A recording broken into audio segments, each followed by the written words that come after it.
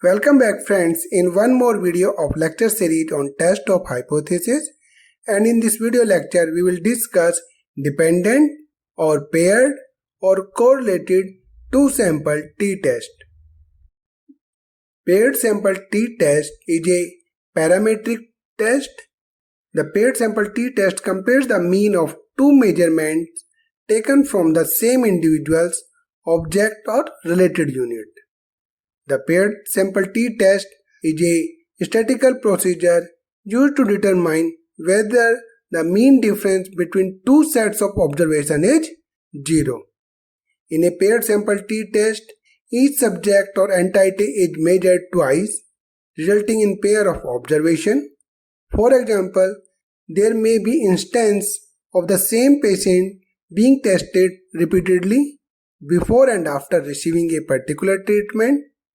In such cases, each patient is being used as a control sample against themselves. This method also applies to cases where the samples are related in some manner or have matching characteristics, like a comparative analysis involving children, parents, or siblings. Paired t-tests are considered more powerful than unpaired t-tests because using the same participant or items eliminate variation between the samples that could be caused by anything other than what is being tested. What are the hypotheses of a paired t-test?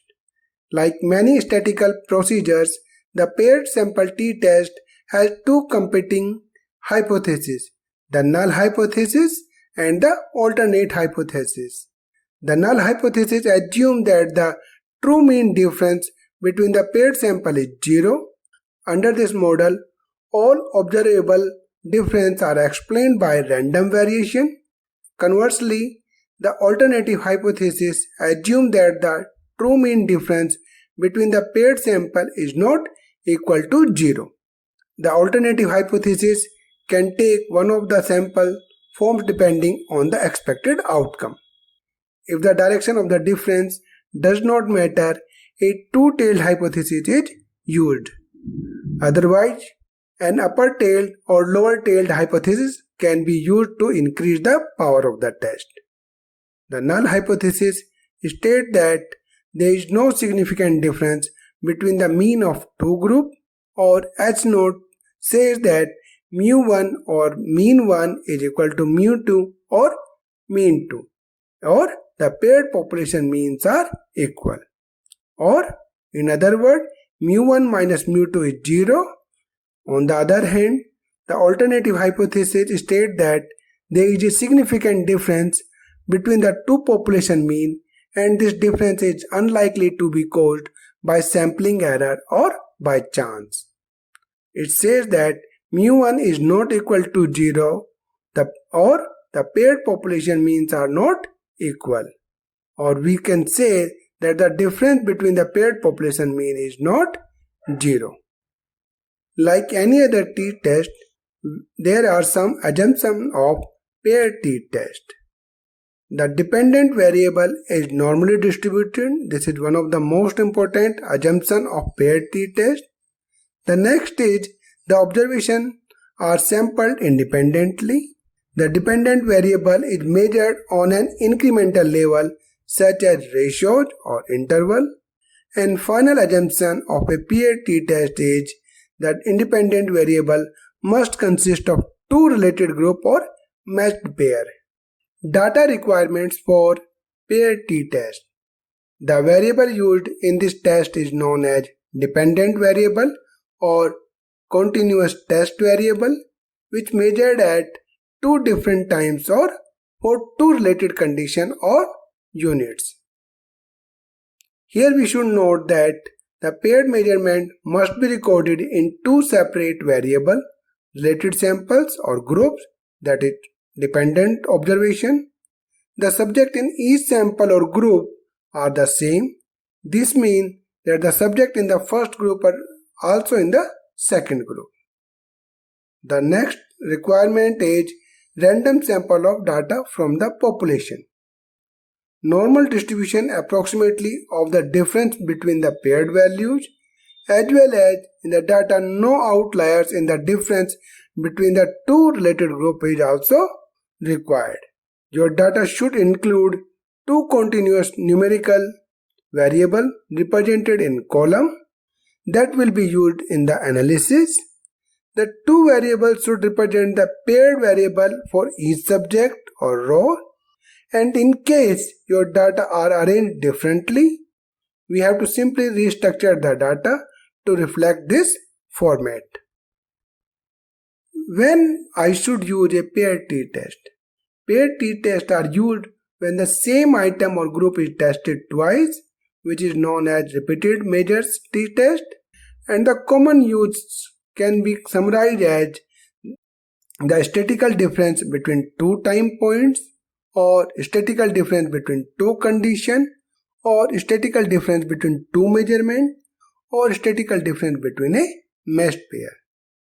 Let's see some example of these kind of instances for which a paired t-test is appropriate.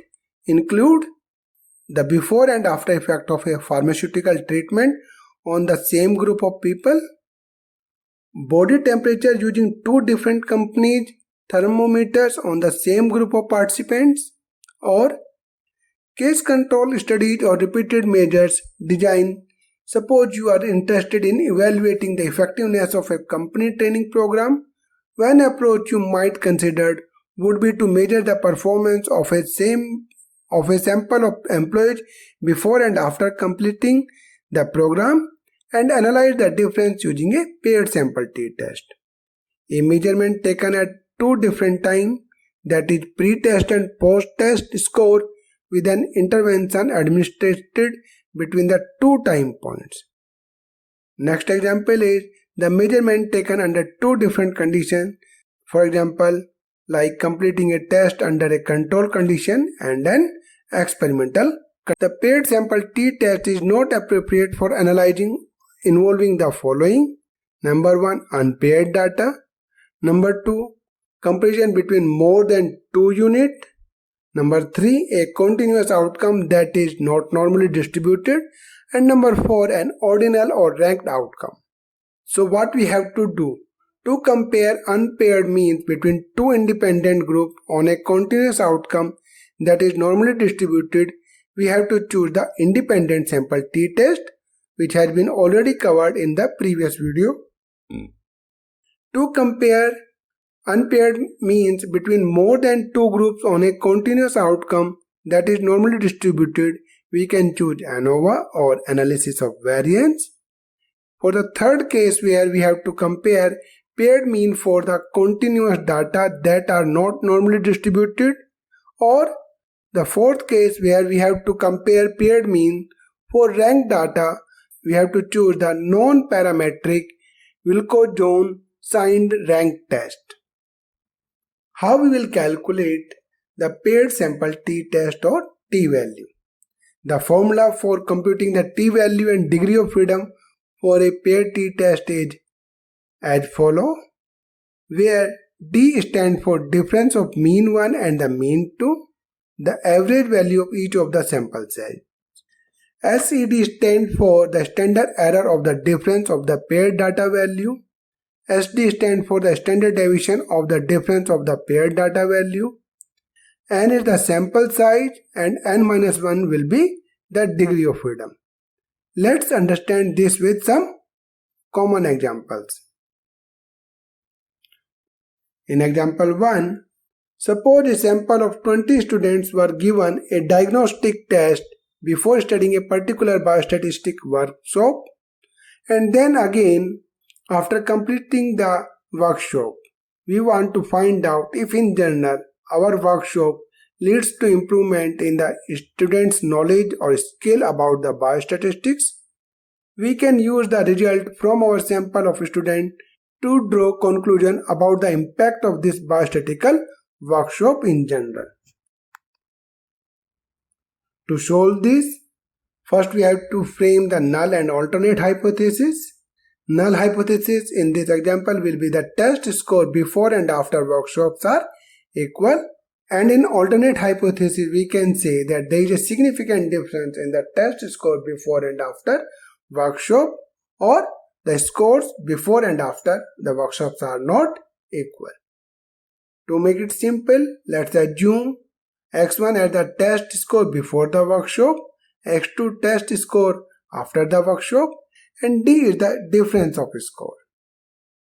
Here we can see that summation d of this will be 41 and summation d square will be 237. We can also calculate the average difference, which is d bar or summation d over n, which is minus 2.05 in this example. After putting these values in the formula of standard deviation of difference, we can calculate that the standard deviation in this example is 2.84, and we can also calculate the t value with the help of this standard deviation. After putting the value of standard deviation and the average difference, we can see that the t value for this question is minus 3.23. Let's interpret it with the help of tabulated t value. We knew that the calculated t value in this example is minus 3.23 and the degree of freedom will be 20 minus 1, that is 19. At this degree of freedom 19 and the significance level at 0.05, we see that the tabulated t value is 2.093. As calculated t value is more than the tabulated t value, we reject the null hypothesis and alternate hypothesis will be accepted, and that says that the test score before and after workshops are not equal. This negative sign indicates that the student performance was significantly low before the workshop, or in other words, workshop helped in the enhancing the student's performance. Let's take one more example where a scientist developed a drugs against skin tumor. He tested his drugs on 11 patients. After 15 months, he wanted to find out if in general drugs leads to improvement in the reduction of tumor size or not. He can use the result from this experiment to draw conclusion about the impact of these drugs in general at alpha level 5% and 1%. So, to solve this, first we have to frame the null and alternate hypothesis. We say that the tumor size before and after treatment are equal according to null hypothesis, and tumor size before and after treatments are not equal according to alternate hypothesis. Let's assume that the x1 is the tumor size before the treatment and x2 is the tumor size after the treatment, and d is the difference of tumor size before and after the treatment. First of all, we have to calculate the summation d, or the total of the difference, that is 73 over here, and the summation of d square, that is 1131. We can also calculate the average of this difference, which is 6.636.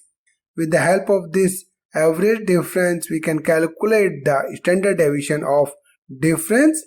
After putting all the values in this formula, we can calculate that the SD in this example is 8.04. This is the formula to calculate the t value, and after putting all the values in this formula, we can calculate that the t value for this experiment is 2.7373. Let's interpret this t value with the help of t table. As we knew that the calculated t value is 2.737 and the degree of freedom for this question will be 11 minus 1, that will be 10.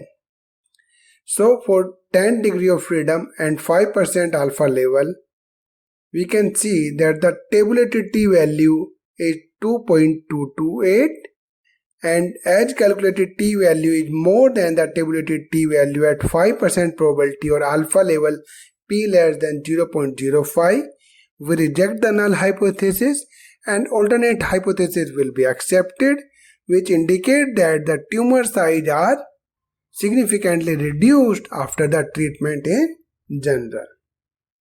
On the other hand, calculated t-value 2.737 is less than the tabulated t-value 3.169 at 1% probability or alpha level p less than 0.01, we accept the null hypothesis that drugs have no significant impact in reduction of the size of tumor after 15 minutes of treatment in general.